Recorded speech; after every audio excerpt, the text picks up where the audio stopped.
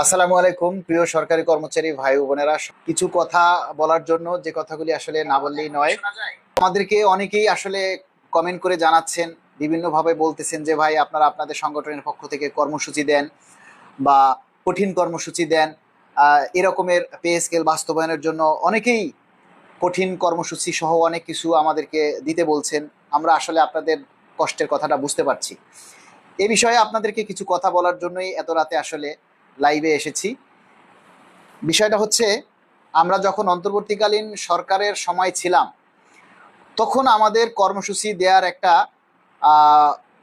যৌক্তিকতা ছিল যে আমরা পে স্কেল পাচ্ছি না বা পে স্কেল দিচ্ছে না, এজন্য আমরা কর্মসূচি দিতাম বা যা যা খুশি দেয় আমরা করতাম। কিন্তু আপনারা সবাই জানেন যে অন্তর্বর্তীকালীন সময় শেষ হয়ে গত 12 তারিখ নির্বাচন হয়ে আমাদের নতুন নির্বাচিত সরকার গঠন করেছে। আপনারা জানেন যে সরকার গঠন করেছে 17ই ফেব্রুয়ারি, আজকে হলো 22শে ফেব্রুয়ারি। তার মানে হচ্ছে 17, 18, 19, 20, 21, 22, 6 দিন, এখনো 7 দিনে পড়েনি। এখন পর্যন্ত মাননীয় প্রধানমন্ত্রী সহ ওনার যত এমপি, মন্ত্রী, প্রতিমন্ত্রী, সংসদ সদস্য যারা আছেন সবাই ঠিকমতো দপ্তরটাও বুঝে নিতে পারেনি। প্রত্যেকজন এমপি, মন্ত্রী মহোদয় তাদের দপ্তরে যে দাপ্তরিক কাজ সেগুলিও এখনো ঠিকমতো শুরু করতে পারেনি। অনেক এমপি মন্ত্রীর সরকারি, বেসরকারি, পিএস, এপিএস নিয়োগ দেওয়া হয়নি। অনেক এমপি, মন্ত্রী, প্রতিমন্ত্রী মহোদয় আছেন যারা তাদের যে দপ্তরের যে কার্যক্রম বা আগের যে কাজ, ফাইলপত্র যেগুলি তাদের স্টাডি করতে কিছুটা সময় লাগবে।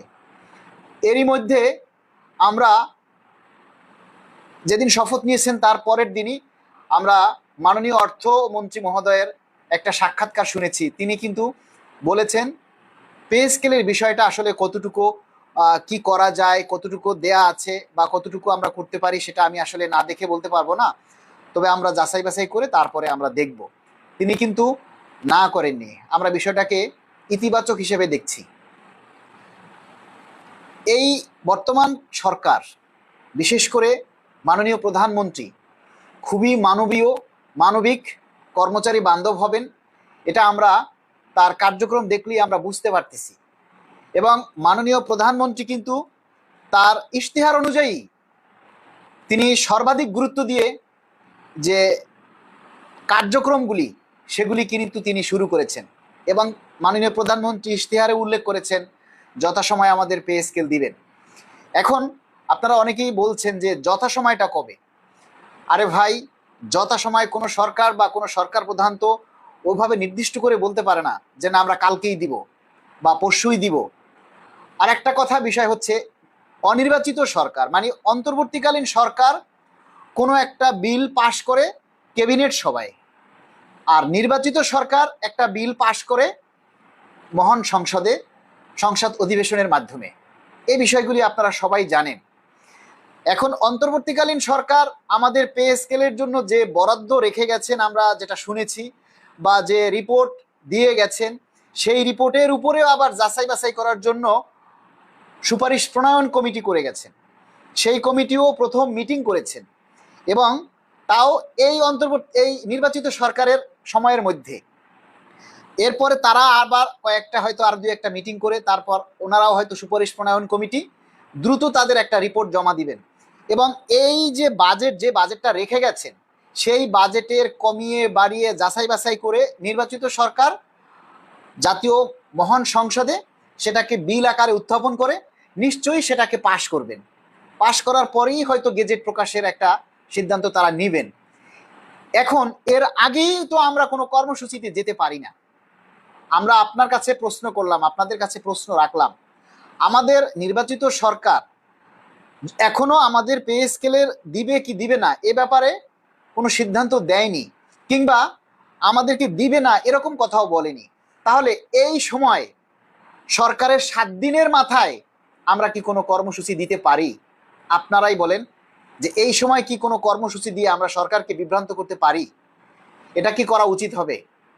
আমার আমার চাকরিটা হলো সরকারি, আমি বেতন পাই সরকারের থেকে, সরকারকে আগে ঠিক থাকতে হবে। যদি সরকার বাঁচে তাহলে আমরা বাঁচবো, যদি সরকার ঠিক থাকে তাহলে আমরা ঠিক থাকবো, যদি সরকার ঠিকমতো কার্যক্রম পরিচালনা করতে পারে তাহলে আমরাও ভালো থাকবো।